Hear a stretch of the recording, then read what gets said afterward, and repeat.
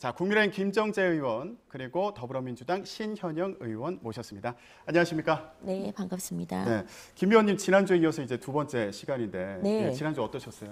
지난주 첫 방송인데 네. 제가 오늘도 마찬가지인데 목소리가 제가 안 풀려서 아유, 좀 아주 아닙니다. 죄송했습니다. 그리고 아주 신선했고 뉴스를 아주 팍팍 라이더 잘 전달해 주셔서 그렇습니까? 도움이 많이 될 것 네, 같습니다. 홍보 좀 많이 해주세요. 네. 시청률 올라야 되니까. 네, 네. 예, 신현이 오늘 처음 모셨는데 자리해 네. 주셔서 너무 감사해요. 예. 처음이라 네. 떨립니다. 편안하게 부탁드리겠습니다. 자, 근데 오늘 좀 무거운 얘기부터 시작을 해야 돼요. 안보 관련 이슈 먼저 얘기를 해야 되는 그런 상황인데 일단 북한이 방사포를 쐈는데요. 정부 대응이 부실했다 이런 논란이 일고 있습니다. 이게 도발이나 아니냐 이걸 두고도 말이 많은 상황인데 일단 민주당에서 어떻게 보시는지 좀 여쭤보겠습니다. 지금 도발이다 뭐 아니다 이런 해석도 좀 분분한 상황인데 이번 상황 어떻게 보고 계세요? 예, 상당히 지금 윤석열 정부 취임 한 달 국가 안보가 불안합니다. 국민들이 많이 불안해하고 계시는데요.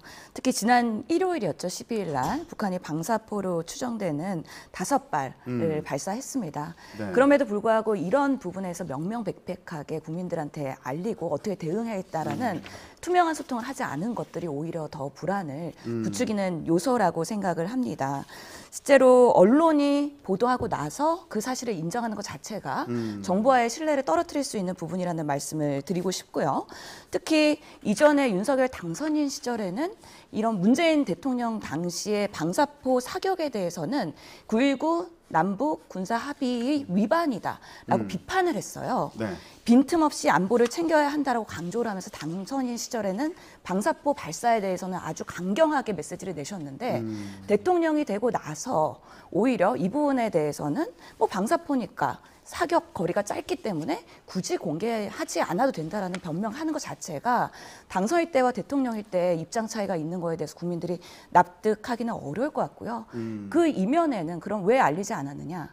결국에는 그날 김건희 여사와 영화를 보면서 팝콘을 드셨잖아요. 그런 부분들이 묻히거나 아니면 그런 일정을 소화하기 어려울 상황이 발생할 거라고 예측이 돼서 오히려 은폐한 거 아니냐에 대한 좀 우려가 있는 상황입니다. 네. 그런데 정부나 이제 군의 입장을 좀 추측을 해보면 이게 기준에 미치지 않는 재래식 무기였다. 그래서 공개를 안 했다. 이런 입장인 것 같더라고요. 네, 보통 이제 이렇게 도발이 있을 경우에는 미사일 도발은 바로 공개를 합니다. 그리고 NSC도 열어야 되죠. 그런데 이렇게 지금 방사포일 경우에는 대체로 공개를 한 적이 별로 없습니다. 그래서 이번 같은 경우도 굉장히 재래식 방사포였죠. 그 재래식 방사포고 그다음 적절한 대처를 바로 했습니다. 한 그 8시 좀 이후부터 이걸 감지하고 바로 김태효 그 안보실 1차장이 바로 긴급 회의를 소집을 해서 1시간 동안 충분히 논의도 하고 군비 태세도 군의 그 대응 태세도 점검을 했습니다. 그리고 이제 김성한 외교안보실장한테 보고하고 또 다시 대통령한테 보고했습니다. 그러니까 충분히 어떻게 적절한 대응을 한 다음에 또 대통령으로서 그날 일정이 다 있기 때문에 그게 뭐 어떤 일정도 중요하지 않은 일정은 없습니다. 그래서 네. 그 이후에 영화 보는 영화 관람 또 문화예술인들을 초청해서 그 일정을 소화해낸 것으로 알고 있고요. 그 지금 뭐 이번에 이렇게 이제 저는 이번 이 사태를 보면서 좀 이 부분에 대해서 이번에는 좀 분명히 하고 기준을 좀 만들었으면 하는 생각이 듭니다. 예를 들면 미사일은 무조건 공개를 한다. 그다음에 방사포 같은 경우에는 공개를 한다고 한다면 어떤 기준, 뭐 몇 미리 그 구경이 얼마 이상은 공개한다, 아니면 공개하지 않는다를 좀 분명히 매뉴얼을 정해서 그 혼란이 오지 않도록 했으면 좋겠고요. 이번 같은 경우에는 먼저 이제 기자 언론에서 먼저 좀 릴리스를 시키니까 계속 질문이 들어오니까 뒤늦게 좀 공개를 한 것으로 알고 있습니다. 그럼에도 네. 불구하고 뭐 적절한 대응은 충분히 했으니까요. 큰 문제는 없어 보입니다. 방사포 발사에 대한 대응은 적절히 했고 그리고 그 당시에 이제 문화예술인들과의 일정도 또 중요했다. 그리고 앞으로 좀 기준을 명확히 하는 게 필요하겠다 이런 말씀이었고요. 자, 아까 신 의원님 말씀하신 대로 윤석열 대통령이 이 방사포 발사에 대해서 이전과 좀 입장이 달라진 거 아니냐 이런 지적도 있는데 어떻게 입장이 달라졌는지 관련 발언을 직접 들어보고 오겠습니다. 어제 그 영화 관람 일정과 좀 맞물려서 어제 그 일정에 좀 의구심을 갖는 국민들도 있을 것 같습니다. 좀 말씀을 의구심 가질 것까지는 없고 방사포가 미사일에 준하는 거면은 거기에 따라 조치를 하고 방사포는 9.19 위반 아닙니까? 9.19 합의 위반. 이건 명확한 위반이죠. 이런 그 안보 상황에 대해서 빈틈없이 좀 잘 챙겨주시길 부탁드리겠습니다. 네. 민주당에서는 이번 조치와 관련해서 여러 가지 비판이 나오고 있는데 예를 들면 이런 얘기도 있습니다. 선제 타격까지 주장하더니 이번에 너무 아니란 거 아니냐 이런 얘기도 나오고 있고요. 그렇죠. 지금 뭐 일주일 전에도 북한에서 탄도미사일 추정 8발을 쏘았거든요. 지금 북한 상황이 쉽지 않은 상황이다. 그리고 긴장해서 대응해야 되는 상황임에도 불구하고 이런 지금 방사포 발사 상황에서 대통령이 한가하게 영화관 관람을 하는 게 막 적절하냐에 대한 비판이 있는 것입니다. 실제로 지금 보면 방사포라는 거는 240mm 정도 되는 우리가 화면을 준비해 주시면 더 이해가 쉬울 것 같긴 한데 사실 사정거리가 이게 60km입니다. 그만큼 수도권까지도 이게 닿을 수 있는 사정거리이기 때문에요. 예전에 북한이 서울 불바다 위협을 가했을 때 해당되는 그 방사포이기 때문에요. 네. 이 방사파라고 해서 경한시에서는 안 된다라는 생각이 드는 것이고요. 그렇기 때문에 지금 북한과의 강대강 대립 국면에서 이런 방사포든 미사일 발사든 정말 취임 정부가 한 달 되었기 때문에 좀 더 안전하게 국민들한테 적극적으로 대응하는 모습을 보이는 게 이런 국민 불안을 불식시키는데 오히려 낫지 않을까에 대한 아쉬움이 있는 겁니다. 네. 그러면서 이런 대통령의 여러 가지 문화 관람 아니면 그 전날에는 또 빵집에서 구매 여러 가지 그런 쇼핑하는 모습들이 과연 북한과의 강대강 시기에 적합하냐에 대해서는 사실은 여러 가지 비판적 의견이 있을 수 있다라고 말씀드리고 싶습니다. 네. 방사포라고 해서 안심할 수 있는 게 아닌데 너무 안일했던 거 아니냐 이제 이런 지적을 해주셨고요. 김 의원님, 근데 윤 대통령 같은 경우에 인수위 때랑은 입장이 왜 달라진 거예요? 이거 좀 조사해 보셨어요? 저는 뭐 입장이 달라졌다고 생각하지는 않고요. 인수위 때 아마 9.19 합의에 위배된다는데 사실은 합의 정신에 위배된다고 나중에 김은혜 대변인이 고쳤습니다. 네. 그래서 합의 정신이라는 건데 다 아시다시피 2018년 9.19 합의 정신이라는 것이 한반도 긴장 완화를 위해서 군사 분계선 인근에 지상이나 해상이나 공중에서 어떤 적대적 행위도 서로 하지 말자라는 그런 합의였거든요. 그러니까 그렇게 적대 행위를 하지 말자 그랬는데 이렇게 포를 쏘는 것은 9.19 군사 정신의 그 합의 정신에 위배되는 게 아닌가라는 문제 제기를 그때 했던 것이고 지금도 마찬가지입니다. 지금도 그런 군사적 도발 행위가 있으면 당연히 마땅히 9.19 합의 정신 위배되는 걸로 비판을 받아야 되겠죠. 근데 이번 같은 경우에 지금 그 미사일과 그 재래식 방사포는 반드시 좀 다르다는 말씀을 아까 드렸고요. 그 문재인 대통령 재임 시절에 그야말로 그 단거리 미사일 발사됐을 때 2019년입니다. 그때 발사가 됐을 때 대통령께서는 휴가를 가셨어요. 그때 문제 제기를 했었죠. 방사포가 아니라 미사일을 발사했음에도 불구하고 휴가를 갔었을 때 그때는 어느 누구도 민주당 의원 중에 어느 누구도 문제 제기를 하는 사람이 없었습니다. 그리고 뭐 다 아시겠지만 문재인 정부 내내 그 이전에 그 김대중 정부 때부터 박근혜 정부 때까지 모두 합한 것보다 2배 이상 많은 미사일 공격이 있었습니다. 56차례가 있었어요. 56차례의 미사일 도발에 대해서도 단 한 차례도 제대로 대응한 적이 없습니다. 그래서 노무현 김대중 정부 때는 한 번 정도 있었고요. 노무현 정부 때 11회 미사일 발사가 그리고 MB 정부 때는 12차례 또 박근혜 정부는 5차례가 있었습니다. 이에 비해서 문재인 정권 때는 어마어마했죠. 56차례인데 그럼에도 불구하고 그냥 두 손 놓고 있었다. 그런데 단순히 그냥 재래식 방사포 하나 왔는데 무슨 사성 장군을 거친 모 의원께서는 뭐 서울 불바다에 운운하는 것은 너무 지나친 호들갑 떨기가 아닌가 그런 생각이 듭니다. 문재인 정부 때 오히려 북한의 도발이 많았는데 그때 제대로 대응 못했던 거 아니냐 이런 지적이신데 지금 윤석열 정권이랑 문재인 정권을 동일하게 선상에 놓고 말씀하시면 안 될 것 같습니다. 지금 윤석열 대통령에 대한 북한의 그런 생각이 어떨지 모르겠는데 윤석열 대통령 당선인 시절, 후보 시절부터 선제 타격 얘기하면서 북한 그리고 강대강으로 가고 있는 상황이다. 그렇기 때문에 방사포든 미사일이든 이 하나하나의 상황들이 쉽지 않고 민감하고 기민하게 대응해야 되는 상황이다. 그리고 정권 초기지 않습니까? 정권 초기에는 아무래도 안보의 불안이 올 수 있기 때문에 그런 부분에 있어서는 더 기민하게 하면서 국민의 신뢰를 보여드려야 되는 상황에서 한가한 모습을 보였다. 이게 과연 윤석열 대통령 초기의 모습으로서 정당하냐. 여당 의원님들도 그런 것들은 적절하지 않다라고 오히려 조언을 하셔야 된다고 저는 생각을 합니다. 네.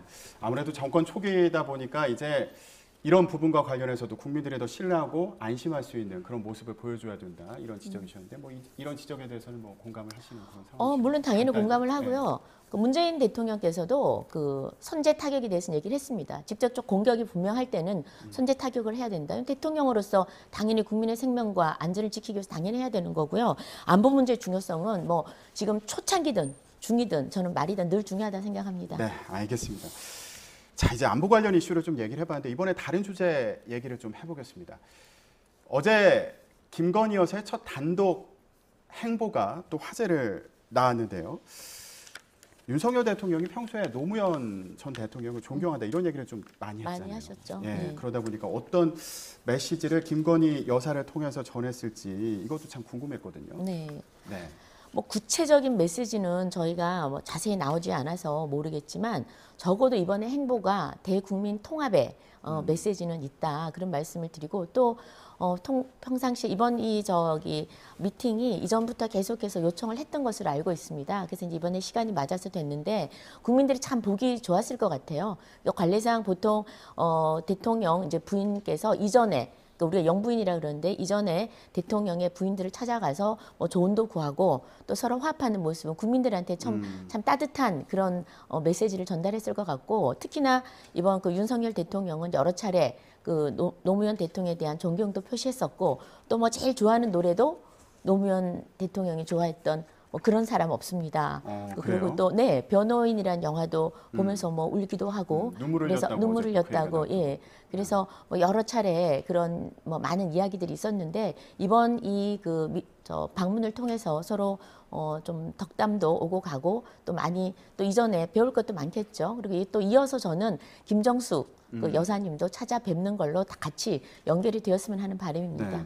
그러니까요. 지금 뭐 나오는 얘기를 보니까 김건희 여사가 양산 방문도 추진한다 이런 얘기가 있고요. 그래서 역대 영부인들 만날 거다 뭐 이런 계획이 전해지고 있는 그런 상황인데 좀 어떻게 평가하세요? 이제 본격적인 활동에 나서는 건지. 예, 그 여야 협치를 위해서 활동을 하고 또 이렇게 모습을 보이는 것 자체에 대해서는 긍정적으로 평가를 합니다. 근데 김건희 여사이기 때문에 우리가 조금 고민해봐야 되는 부분이 있는데요. 여론조사를 보면은 1000명 대상으로 한 그 여사의 앞으로의 행보에 대해서 60% 넘는 분들이 윤 대통령의 내조에만 집중하는 게 낫다. 왜냐하면은 예전에 우리 다시 과거로 돌아가서 봤을 때 대선 후보실 때 우리 김건희 여사가 기자간담을 했어요. 그러면서 여러 가지 반성과 사죄를 얘기하면서 앞으로는 내조에만 집중하겠다라는 얘기를 했거든요. 그런 부분에 있어서의 본인의 말을 스스로 지키는 모습을 보이는 게 국민 신뢰가 있을 거라는 생각이 들고요. 지금 상황에서는 실제로 대통령의 행보보다 영부인의 행보가 더 집중 조명을 받고 있습니다. 근데 그 집중 조명을 받고 있는 내용들이요. 입는 옷, 쇼핑을 뭐 했는지, 어떤 것들을 관람했는지 이런 것들에 대한 사실은 어떻게 보면 영부인으로서의 그런 국민적 관심이라기보다는 팬클럽이나 아니면 연예인으로서의 관심을 받는 것 같다라는 조금 이상한 양상인 것이죠. 여러 가지 윤석열 대통령과의 행보에 있어서도 본인의 사진을 팬클럽 회장한테만 주고 그래서 공식 사진이 아닌 뭔가 사적인 사진이 팬클럽을 통해서 언론에 다시 조명되는 이런 루트들이 과연 정상적인 방법으로 이게 영부인으로서 또는 여사로서의 내조에 집중하는 모습인지 그렇지 않은 것 같아서 사실 국민적인 우려가 있는 것입니다. 네, 그러니까요. 의원님, 저도 이건 좀 궁금해요. 그러니까 내조에 집중하겠다. 그 후보 시절에 대선 과정에서 그렇게 얘기가 나왔던 것 같은데 지금 보면은 이제 공개 행보를 본격적으로 하고 있는 그런 상황인 거잖아요. 이거 어떻게 봐야 됩니까? 근데 내조라는 게 뭘까요? 내조라는 게 지금 이 시대에 현대 시대에 우리 일상적인 부부 속에서 내조가 뭡니까? 밥을 해주는 게 내조인가요? 아니면 넥타이를 메어주는 게 내조인가요? 그러니까 뭐 사실 요리 같은 거는 뭐 대통령이 더 잘한다고 그러니까 무엇이 저는 내조인지 지금 국민들이 아마 공개 활동보다는 좀 내조를 해라라고 하는 이야기는 저는 그 후보 시절에 많은 논란들이 있었죠. 그래서 좀 천천히 움직이는 게 어떻겠느냐라는 그런 바람이라는 생각이 들고요. 사실 대통령의 부인이 내조와 공적 활동을 구별하는 게 굉장히 어렵습니다. 예를 들면 해외 순방을 가는데 부부 동반으로 가는 해외 순방이 있습니다. 그건 도대체 내조라고 해야 될까요? 공적 활동이라고 해야 될까요? 그래서 이 굉장히 저는 구분하기 어렵다고 보고, 알고 보면 대통령의 부인이 사실상 우리 내조의 여왕이라는 뭐 드라마도 있었는데 가장 최측근 아니겠습니까? 그리고 비선 라인이라고도 할 수도 있고요. 그리고 그 어떻게 생각하면 활동 영역을 보면 대통령의 선거를 할 때 보면은 사실상의 러닝메이트라고도 할 수 있습니다. 그 부인이 어떤 도덕적 결함이 있으면은 대통령 후보에 바로 타격이 가죠. 그래서 그만큼 굉장히 밀접한 관계인데 이 대통령 부인에 대한 역할을 우리가 국민들이 어디까지, 왜냐하면 지금 법에는 어떤 권한이나 뭐 예산이나 책임을 가는 규정이 전혀 없습니다. 그래서 어디까지 할 건가는 국민적 공감대도 같이 형성해 가면서 여론을 반영해 가면서 저는 정해져야 된다 생각하는데요. 제 생각에는 내조 플러스 공적 활동, 그것이 선한 영향력을 우리 사회에 미친다면은 공적 활동을 충분히 할 수 있다고 저는 보고 있습니다. 그런데 네. 그게 뭐 아까 말씀하신 뭐 어떤 그 아까 뭐 패션이나 뭐 연예인급이라 그랬는데 그것도 국민의 선택 같아요. 예, 거기에 관심을 가지는 것도 국민의 선택 같고요. 아마 그것이 부정적인 여론이나 긍정적인 여론이 또 나오겠죠. 거기에 네. 맞춰서 또 활동을 하시면 될 것 같고, 그러나 적어도 대한민국의 대통령의 부인으로서 해야 될 공적 활동이라는 것이 있습니다. 그러니까 부부 동반을 해야 될 거, 그런 건 전 당연히 해야 된다고 보고 있습니다. 네. 저도 그 부분에 대해서 예. 한 말씀 드려야 될 것 같은데, 그래서 내조와 공적 활동에 대해서 이제 의원님 말씀 이제 점점 이제 영역이 확대될 가능성이 우려가 있어서 미리 말씀을 드려야 될 것 같은데, 우리가 김건희 여사 하면은 따라붙는 키워드가 있습니다. 도이치모터스 주가 조작 사건. 이게 아직 명확하게 해소가 되지 않은 겁니다. 그 주가를 조작한다는 게 얼마나 중대 범죄 행위인지에 대해서는 국민 여러분들이 꼭 아셔야 된다고 생각을 하고요. 공적 활동으로 확대를 하기 위해서는 전제 조건은 그런 범죄 행위에 대해서는 명명백백하게 밝히고, 만약에 정말 범죄 사실이 있다고 하면 그거에 대해서 대가를 치르고 나서 활동을 해야 우리나라의 영부인으로서 제대로 된 그런 국가적인 위상을 유지할 수가 있다는 말씀을 꼭 드리고 싶습니다. 의원님 간단히요. 예. 문재인 정부 하에서 모든 검찰권을 장악한 상황에서 털만큼 털었다. 털만큼 털었고 때릴 만큼 때렸다. 그래서 문제가 없어서 됐고, 또 국민의 선택을 받았지 않습니까? 0.73%의 극적 그 승리를 하긴 했지만, 그럼에도 불구하고 국민들은 문재인 정부의 질타를 한 거고, 그다음에 윤석열 정부에 손을 들어준 겁니다. 이건 인정해야 될 것 같습니다. 저는 국민의힘에서 그렇게 이렇게 방어벽을 치시면 안 된다고 생각을 하는 게요. 털만큼 털었더라고 하지만 소환 조사 한 번도 받지 않았습니다. 제대로 조사가 안 됐기 때문에 그동안 은폐된 상태에서 대통령 선거를 치른 것이죠. 그렇기 때문에 이 부분을 5년 동안 내내 이렇게 가져갈 것인지, 아니면 더 명명백백하게 제대로 된 조사를 하면서 국민의 의혹을 해소하든지, 그런 것들은 이번 정부에서 선택해야 되는 부분이라고 생각을 합니다. 알겠습니다. 이제 김건희 여사가 본격적으로 활동에 나서면 아무래도 야권에서는 이런 공세가 또 나오지 않을까, 이런 생각이 드는데, 이 부분에 대해서 명명백백하게 입장을 좀 밝혀야 된다, 이런 주장이셨고요. 알겠습니다. 자, 근데 국회에서는 또 다른 논쟁이 벌어졌습니다. 자, 국회에서 정부 완박 논란이 벌어진 건데요. 민주당 조홍천 의원이 법안을 발의할 예정이라고 합니다. 국회법 개정안인데요. 자, 이게 시행령이 상위 법률에 위배된다고 판단하면 국회가 수정을 요구할 수 있고요. 그리고 이 기관의 장은 국회 조치 내용을 보고를 해야 된다. 이런 내용이 담길 것으로 전해진 그런 상황입니다. 자, 일단 신현영 의원님께 여쭤볼게요. 이게 조홍천 의원이 지금 추진을 하고 있는 법안이에요. 그래서 개별 의원이 이 법안을 이제 발의하겠다, 이런 상황인데 당 차원에서는 어떻게 보고 계세요? 예, 어제도 제가 대변인으로서 브리핑을 해드렸는데, 이게 조금 너무 이렇게 왜곡이 돼서 보도가 된 것 같아서 다시 한번 정정을 해야 될 것 같은데요. 당론으로 추진할 것처럼 나온 보도도 예, 있는데요. 그게 잘못된 그 오보라고 그렇습니까? 명확하게 말씀을 드리고요. 어제 기자분들의 질문에 이 법안에 대해서의 당의 입장을 물어봤을 때 아직 발의되지 않았다. 근데 발의되지 않은 법안에 대해서 대통령께서 먼저 언급하시고 그리고 권성동 원내대표께서 먼저 언급하시고 내용이 확인되지 않은 상태에서 그냥 어떻게 보면은 과잉 대응을 하신 거라고 저희는 보고요. 이 법안은 그 개인 입법입니다. 그렇기 때문에 당론으로 추진할 그런 검토의 계획이 없다. 다만 저희가 어제 검토라고 얘기했던 거는 법안이 발의되면 당연히 내용 검토해봐야 되지 않느냐라는 의미에서의 검토였고요. 네. 당론 추진이나 이게 민주당의 그런 메인 입법으로서의 그런 의미는 아니라는 거를 예. 명확하게 말씀을 드리고 싶고요. 예. 특히 우상호 비대위원장께서 취임할 때 기자 간담회를 첫 번째로 했습니다. 이 질문에 대해서 이 조응천 의원의 법안에 대해서 답변하시기로 앞으로 언론에서 이랬으면 좋겠다. 본인이 이전에 원내대표 시절에는요.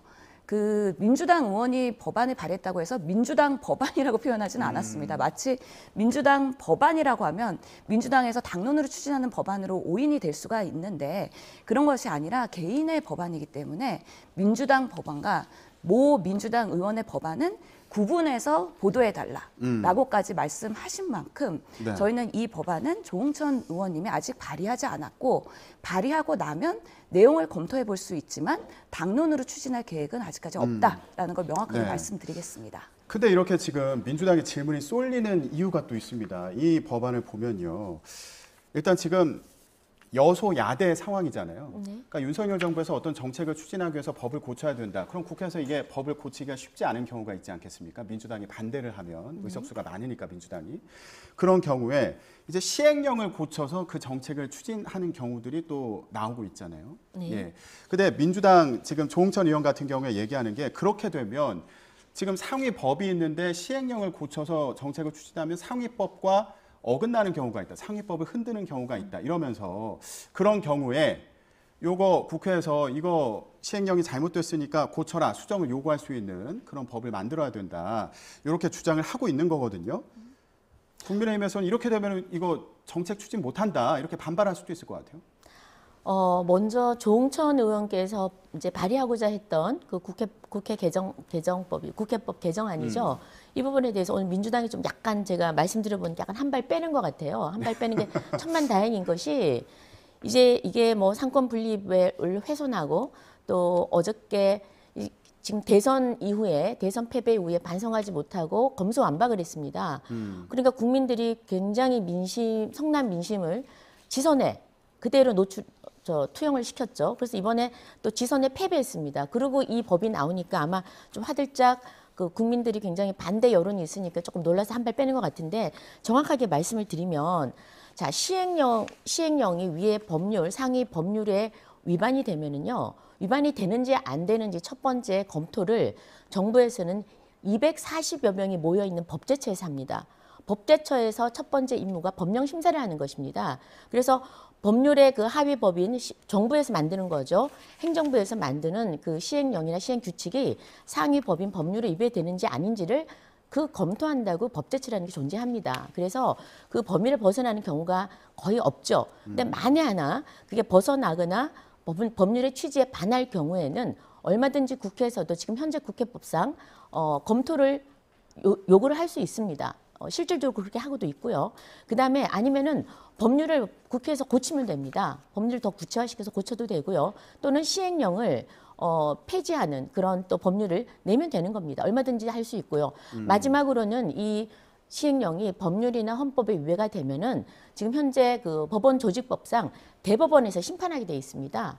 얼마든지 여러 가지 방법이 있어요. 그래서 시행령이 법률이나 헌법에 위배됐을 때는 여러 가지로 이거 뭐 폐지하는 방법이 있고 또는 수정 요청할 방법이 있는데 이렇게 조응천 의원님 발의하고자 하는 그 국회법에 의하면 국회가 하겠다는 거예요. 그걸 다시. 그건 잘못된 거죠. 왜 그러냐면은 국회가 정부의 입법권이 있습니다. 정부가 말하는 그 시행령, 그 입법권이 있는데 그 수정이나 변경을 국회가 요청을 하고 주무기관장에게 요청을 하고 또 고친 다음에 그걸 보고를 하게끔 강제하고 있습니다. 잘못된 거죠. 왜냐하면 만약에 시행령이 법률에 위반되면 제3자 이 두 그 입법부와 그다음 행정부 아닌 제3의 사법부가 판단하는 것이 맞습니다. 그래서 지금 헌법에서는 사법부가 판단하게 규정을 해두고 있습니다. 네. 그래서 헌법에 따라서 하는 것이 저는 올바르다고 생각을 하고요. 네. 그럼에도 불구하고 네. 그 권성동 원내대표님은 조금 유감인 것이요.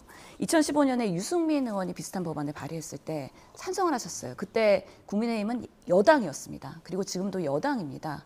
근데 그때는 찬성했던 권성동 원내대표, 지금은 왜 반대하는지 저번에 우리 검찰개혁 입법할 때도 그 합의안을 받으셨다가 또 다시 번복을 하셨어요. 이렇게 입장이 왔다 갔다 하시면 안 됩니다. 그런 부분에 있어서는 일관성 있는 본인의 책임 있는 정치를 하시는 게 좋지 않겠느냐라는 말씀을 별개로 드립니다.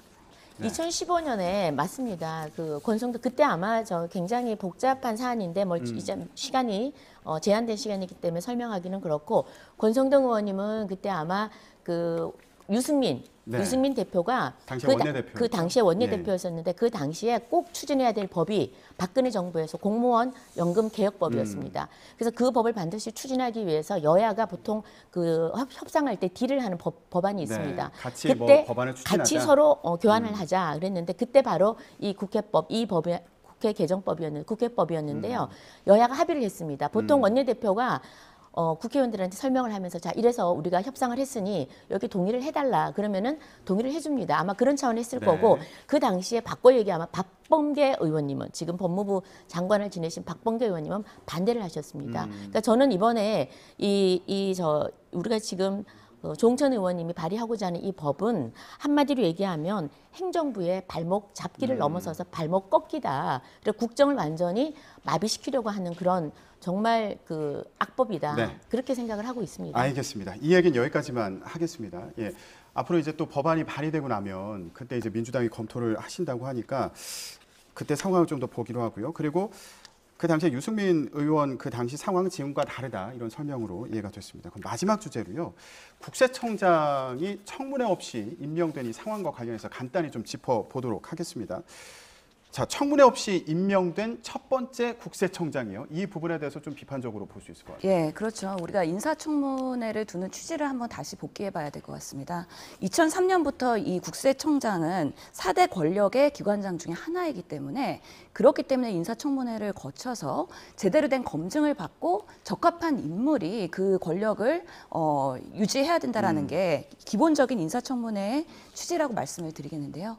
그럼에도 불구하고 지금 국회가 조금 멈춰 있는 상황에서 윤석열 대통령이 강행을 한 것은 국민들과 그리고 인사청문회의 그 권한을 무시한 거라는 비판을 피할 수가 없을 거라고 생각을 하고요.